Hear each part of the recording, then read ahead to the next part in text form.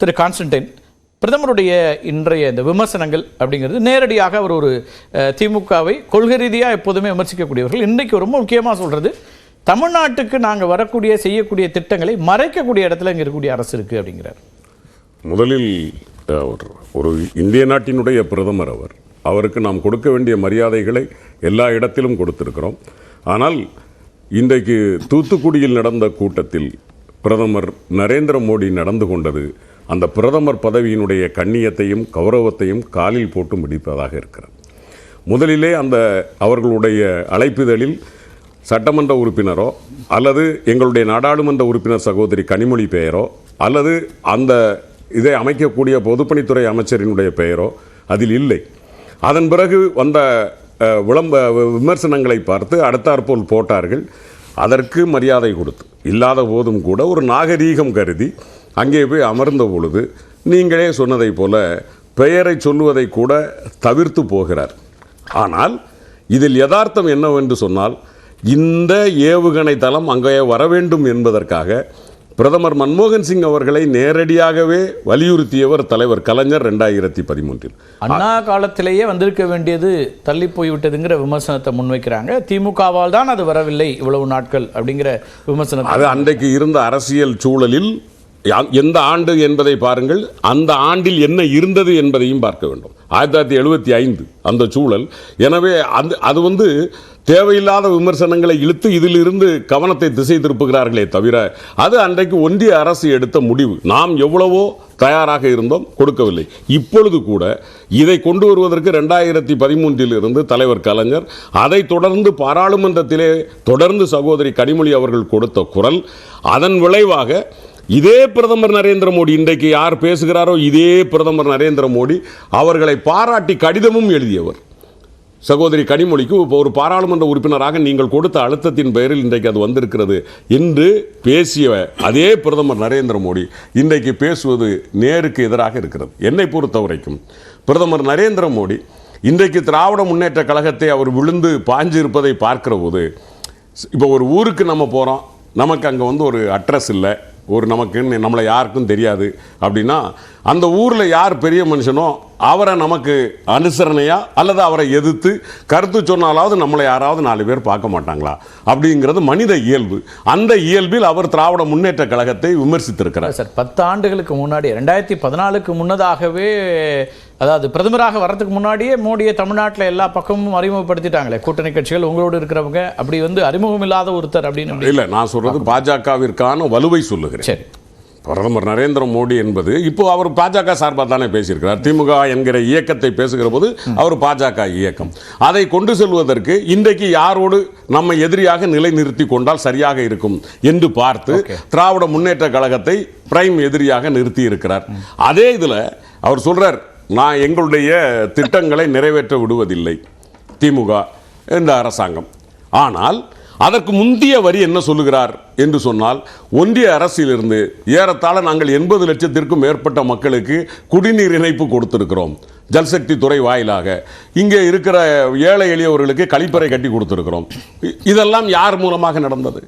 அப்படியானால் நீங்கள் பேசுவதில் உங்களுக்கு நீங்களே முரண்படுகிறீர்கள் என்று சொன்னால் நீங்கள் ஒரு நிலையில் இல்லை. உங்களுக்கு ஒரு பதற்றம் இருக்கிறது.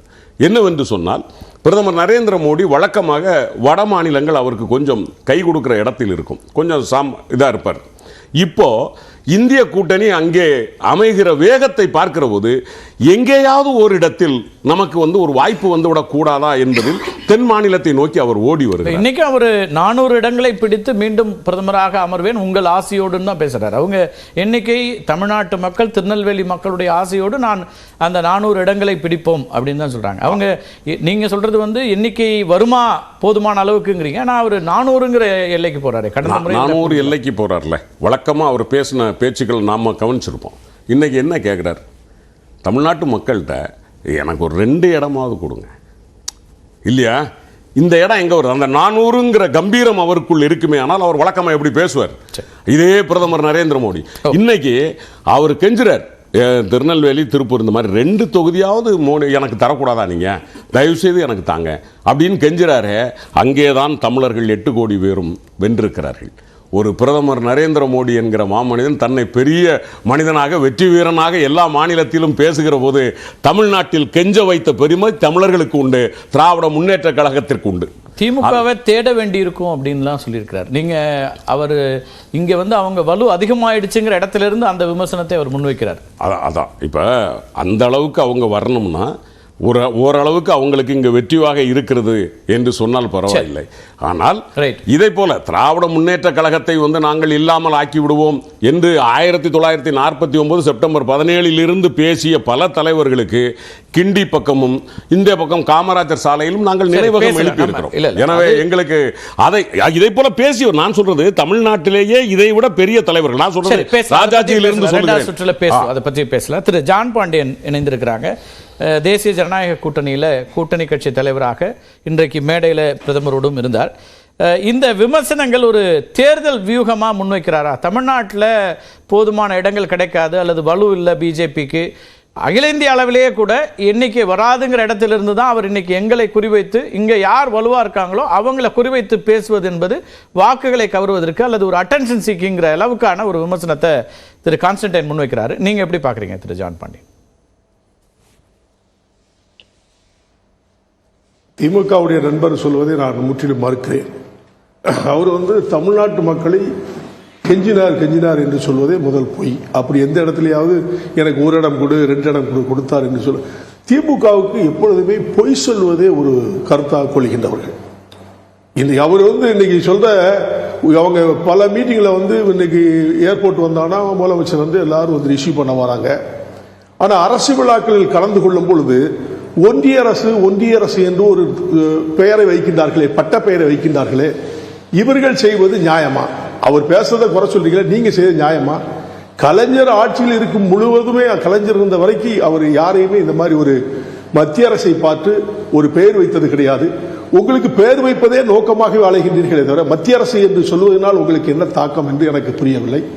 அதுபோன்று அவர்கள் ஒன்றுமே செய்யவில்லை, நாங்கள் அதை செய்கிறோம் இதை செய்வோம் என்று சொல்லுகின்றார் என்று சொல்லுகிறீங்க. இன்னைக்கு தமிழ்நாட்டிலே மட்டுமல்ல எத்தனை லட்சம் கோடிக்கு அவர்கள் இந்த வரைக்கும் அவர்கள் சாதனை செய்திருக்கின்றார்கள் என்பதை நீங்கள் எண்ணி பார்க்கணும். சும்மா வாய்க்கு வந்த மாதிரிலாம் நீங்க இப்ப பொய் சொல்லுவது தொழில், உங்க தொழிலே பொய் சொல்றது அது வேற. எவ்வளவோ தேர்தல் வாக்குறுதி கொடுத்து இது வரைக்கும் ஒண்ணுமே செய்யாம நாங்க அதை செஞ்சு இதை செய்யு பொய் சொல்றீங்க பாருங்க. அதே மாதிரி மோடி மீது ஒரு பழி சுமத்த வேண்டும் என்ற ஒரு கெட்ட எண்ணத்திலே நீங்கள் சொல்லக்கூடாது. திட்டங்களை பற்றிய விமர்சனங்களை திமுக முன்வைக்கிறது. தமிழ்நாட்டிற்கான உரிமைகளை மறுக்கிறாங்க, தமிழ்நாட்டிற்கான திட்டங்களை கொடுக்கல, நிதி பகிர்வுல தமிழ்நாடு புறக்கணிக்கப்படுகிறது அப்படின்னு ஸ்பெசிபிக் தான தமிழ்நாடு அரசு விமர்சனங்களை முன்வைக்கிறாங்க, முதலமைச்சர் வைக்கிறாரு, மற்றவர்கள் வைக்கிறாங்க. இப்ப அதற்கான பதில் என்ன இருக்கு? மத்திய அரசு அதை செய்திருக்கிறதாங்கிறத இப்ப நம்ம விவாதத்துல முன்வைக்க வேண்டியிருக்கும். அப்ப அவர் ஏற்கனவே அங்க இருக்கின்ற நிதியமைச்சர் அவர்கள் பல முறை சொல்லியிருக்கின்றார்கள், 4000 கோடிக்கு மேலாக நாங்கள் தமிழ்நாட்டு அரசுக்கு கொடுத்திருக்கிறோம், மாநில அரசு அந்த பணத்தை எங்களுடைய வெள்ளையறிக்கை மூலமாக கொடுக்க தயாரா என்று கேட்பதற்கு இன்று வரை அவர்கள் பதில் சொல்லியிருக்கின்றார். முதலமைச்சர் அவர்கள் பதில் சொல்லியிருக்கின்றார்களா? கொடுத்த காசையே விரயம் செய்கின்றவர்கள் கொள்ளையடிக்கின்ற நோக்கத்தில் இருக்கின்றார்களே தவிர அவர்கள் மத்திய அரசு கொடுத்த நிதியை ஒதுக்கீடு செய்ததை மாநில அரசு சரியாக செயல்பட்டு இருக்கின்றார்களா என்பதை தான் நான் கேட்கிறேன். அந்த அரசு கொடுத்த பணத்தையே நீங்க சரியா செயல்படலங்கும் பொழுது எப்படி நீங்க மத்திய அரசு ஒண்ணுமே செய்யலன்னு நீங்க சொல்ல முடியும்? அவர்கள் கொடுக்கின்ற நிதியை நீங்க சரியா கொடுத்த பணத்தையே நீங்க செயல்படுத்த இருக்கும் பொழுது இன்னைக்கு எங்களுக்கு 5000 கோடி கொடு 50000 கோடி கொடுன்னு கேக்குறீங்களா? எந்த அடிப்படையில் கேக்குறீங்க? பேரிடர்கள் வரும்போது பேரிடர்களை கண்காணித்து வரக்கூடிய மத்திய அரசு அதிகாரிகளும் பாக்குறாங்க, இழப்பு என்னன்னு பாக்குறாங்க, அதுக்கான இழப்பீடு கொடுங்கன்றாங்க. இங்க இருந்து வரி வருவாய் வருது, அதுல எங்களுக்கு போதுமான வரி பகிர்வை கொடுங்கன்னு கேக்குறாங்க. அதெல்லாம் ஸ்பெசிபிக்கா நம்பர்ஸ்ல தானே கேக்குறாங்க. ₹1 கொடுத்தா 29 பைசா தான் தமிழ்நாட்டுக்கு வருது, 28 பைசா தான் வருது அப்படிங்கிற விமர்சனங்களை அவங்க வைக்கிறாங்க. அவங்க சொல்றது நானே திருப்பி சொல்றேன், கொடுத்த காசுகளை என்ன செஞ்சீங்கன்னு கேட்கறதுக்கு பதில் சொல்லுங்க. மத்திய அரசிலிருந்து கொடுத்த நிதியை என்ன செய்தீங்க அதுதானே கேட்கிறேன். 4000 கோடியை கேட்கிறாங்க, அதுக்கு பதில் சொல்ல முடியல. இவங்க போய் பேரிடர்கள்லாம் வந்து பார்த்தாங்க, சரி பார்த்தாங்க, இதெல்லாம் அவர்கள் இவ்வளவு எழுதியிருக்காங்கன்னு சொல்லி இவங்கெல்லாம் 50000 கோடி கொடுன்னு சொன்னா கொடுத்த காசையும் நீங்க கொடுக்கலையே. இந்த பேரிடர் என்ற சாக்கு சொல்லில இன்னைக்கு இந்த பேரிடர் விளைவு நிறைய மக்களுக்கு தொல்லைகள் கொடுத்திருக்குது. மழை, அந்த மழை தொல்லை கொடுத்ததின் அடிப்படையில் இவர்கள் பணம் கேட்பது நியாயமாக இருந்தாலும் கூட இவர்கள் கொடுத்த பணத்தையே விரயம் செய்கின்றார்களே, இன்னும் கடன் கொடுத்தேன் என்று சொல்ல கோடி கோடியாய் கொள்ளையடித்து விடுவார்களே என்ற எண்ணம் தான் இவர்களுக்கு கொடுப்பதற்கு மறுக்கின்றார்கள் என்று நான் நினைக்கிறேன். இதுதான் உண்மையாக இருக்கும். ரைட். இல்ல இப்ப அதிமுக அதன் அடிப்படையில் தான் இவங்களால ஒன்னும் பேச முடியலங்கிறனால மோடி ரைட். இல்ல இப்ப நீங்க ஒரு வேறுபாட்டை பார்க்க முடியுது. இதுவரைக்கும் கடந்த பரப்புரை கூட்டங்கள் அல்லது வேறு கூட்டங்கள்ல தமிழ்நாட்டை ஆண்ட கட்சிகள் இப்படிலாம் சீரழித்திருக்கிறார்கள் அப்படின்னு வந்தது. இப்போ திமுக மட்டும் ஸ்பெசிஃபிக்கா இப்போ வந்து திமுக காங்கிரஸ்னா இருக்கு.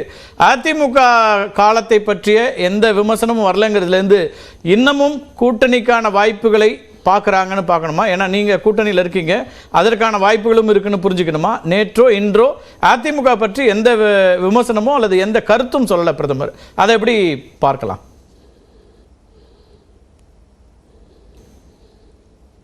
அண்ணா திராவிட முன்னேற்ற கழகத்தை பற்றி அவர்கள் கருத்து சொல்லவில்லை என்று சொன்னாலும் தமிழக மக்கள் முன்னேற்ற கழகம் கருத்து சொல்ல விரும்புகிறது. அண்ணன் எடப்பாடி அவர்கள் செய்தது தவறு நான் சுட்டிக்காட்ட விரும்புகிறேன். நான் பல மேடைகளிலும் சொல்லியிருக்கிறேன். 5 ஆண்டு ஆட்சி காலத்தில் இருந்த பொழுது இரண்டாக பிரிந்து கிடந்தார்கள் ஓபிஎஸ் இபிஎஸ் என்று.